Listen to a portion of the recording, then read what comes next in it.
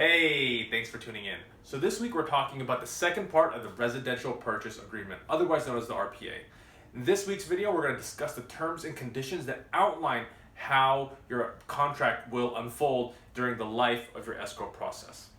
There's the contingencies, the days on market, and mediation and arbitration. These three things come together to outline the terms and conditions of your residential purchase agreement other than the price.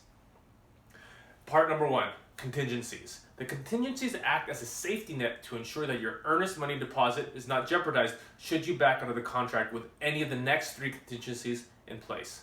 There's the loan contingency. This outlines the bank's ability to fund your loan. If you do not have a loan, say you're doing a cash offer, you will not have this in place. The second contingency is the appraisal contingency. This assures the bank that their investment of giving you the loan, aka your home, is of fair market value.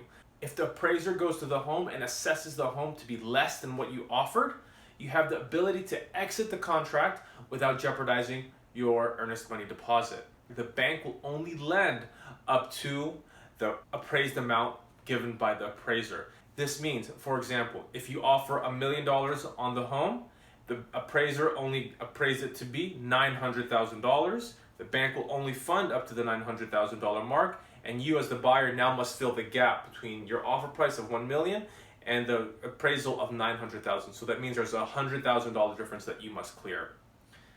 The third contingency is the inspection contingency. This inspection contingency is broken down into two parts: the home inspection and the pest inspection. These two inspections outline all the material defects that could be wrong in the home. So that's the roof, the foundation, the piping, the structure, the electrical, and everything in between, even down to the microwaves and even down to the dishwashers. So once you have these done, this assures you that the house is in good order, that the foundation isn't going to crumble on you or the roof isn't going to fall in on you while you're living there in your new home. In a competitive market, it is not uncommon for a buyer to remove all of their contingencies before offering.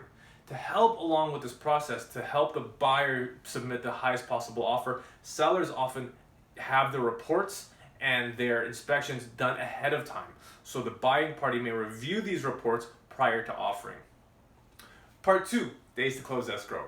Days to close escrow dictates how long it will take the buyer to receive the keys to their new home and have their name put on title. It will also dictate how long it will take the seller to receive their payment once the transaction has been completed.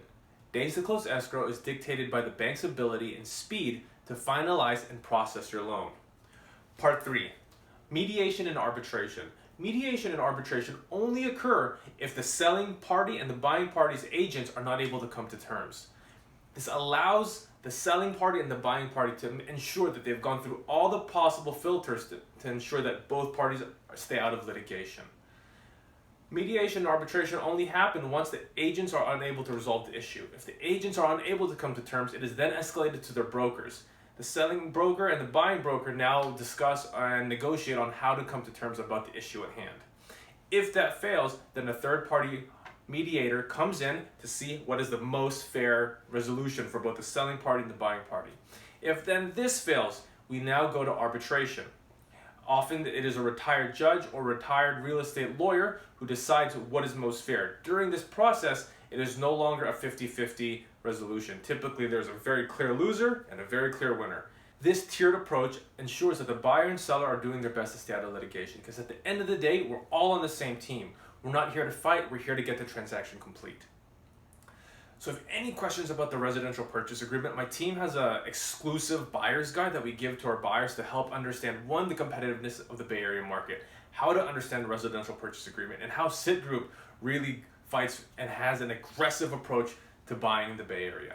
So these are some tips that I have for you guys. If you have any questions, please feel free to reach out. I'll see you guys next week. Thanks.